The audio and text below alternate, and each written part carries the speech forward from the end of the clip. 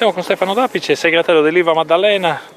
Un'altra vittoria, un'altra perla di questa bellissima stagione dell'Ilva, qui a Macomere.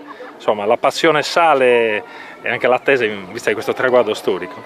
Sì, buonasera a tutti, abbiamo ottenuto una grandissima vittoria, sapevamo di affrontare una squadra assettata di punti perché sono in lotta per la salvezza, ma d'altronde anche noi avevamo necessità di continuare nel nostro cammino che ci ha portati in testa. Vediamo adesso di affrontare l'ultima partita domenica, che potrebbe significare un qualcosa di importante che la società ha puntato da inizio stagione. I risultati per il momento ci stanno dando ragione, speriamo domenica di poter festeggiare. Ecco, dopo tanti anni di promozione voi avete puntato su un tecnico locale, una scelta che insomma vi sta dando ragione, avete puntato poi su un giocatore che a questi livelli, Gianluca Siazzo, insieme a Dante Volante stanno facendo la differenza, anche se il merito non è solo loro ovviamente. Certo, no, devo essere sincero che sicuramente Alberto Averini, il mister, bandiera della squadra, dell'Ilva, è stato giocatore, è partito da allenare dal settore giovanile, è arrivato in prima squadra.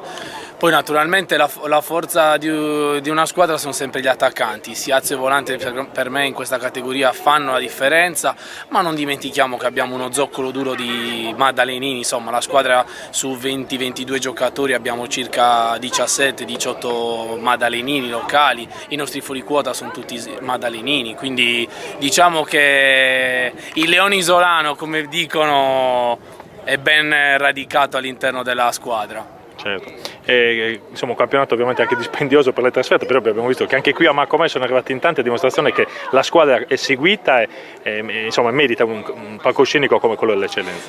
Guarda, facendo tutti gli scongiuri possibili e immaginabili, mai come quest'anno vorrei veramente ringraziare il pubblico, perché i nostri ultra ci hanno seguito. Posso dirti che domenica sarà la 30ª partita che hanno seguito la squadra, non hanno perso neanche una partita, una trasferta, e poi il pubblico, i nostri tifosi sono un qualcosa di spettacolare. D'altronde, ripeto, siamo una società gloriosa, certo. Antica ed è bello, non tanto per noi dirigenti ma quanto per i giocatori, poter alzare lo sguardo in tribuna ed essere applauditi da così tante persone del posto. Certo. Benissimo, noi ti ringraziamo, un grande complimenti per quello che state facendo alla Maddalena e un grande in bocca al lupo per l'ultima decisiva partita. Grazie mille. Grazie. Francesco Casula, uno dei giovani dell'Ilva. Francesco, innanzitutto ti chiedo cosa significa per te vestire la maglia gloriosa dell'Ilva? Guarda, sicuramente è una grandissima emozione, anche perché faccio le giovani dell'Ilva quando sono piccolo, e trovarmi adesso a 18 anni a vincere, o comunque sia, essere i primi dopo 28 giornate è una grande emozione, perché siamo molti anni che l'Ilva non raggiunge un primato del genere. Ora c'è la possibilità, stringiamo i denti, mancano pochi punti, manca un punto adesso per la matematica, dice questo, speriamo bene. Sì, è una grande emozione, perché da quando ero piccolo, alla fine sugli spalti magari vedevo i giocatori quando avevo 10 anni, 12, e immaginare poi di essere là è qualcosa di bello, veramente. Ecco, dimmi invece come vedi questo discorso di fuoriquota, il fatto di saper di giocare per regolamento, che tipo di effetto ti fa? Allora, parlo della fuoriquota e secondo me sia un aspetto penalizzante, nel senso che molte volte anche noi ci troviamo molti anni fa buttati là, forse anche un po' impreparati.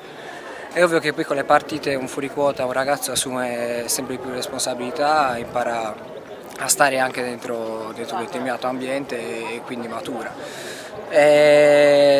Certo, con questa regola di fuoriquota è ovvio che si aiuta i giovani a crescere, integrarsi, certo. Sì, all'interno di questo campionato, anche se molte volte ci troviamo, soprattutto nei primi anni, quando si ha a volte 16 anni, 17, un po' catapultati senza avere ancora esperienza. Comunque le presenze alla fine ci fanno crescere, ci fanno maturare. Certo. Benissimo Francesco, ti ringraziamo, complimenti comunque a te e a tutti i fuoriquota dell'Ilva per quello che state facendo nel campionato di promozione, in bocca al lupo per domenica. Grazie. Grazie.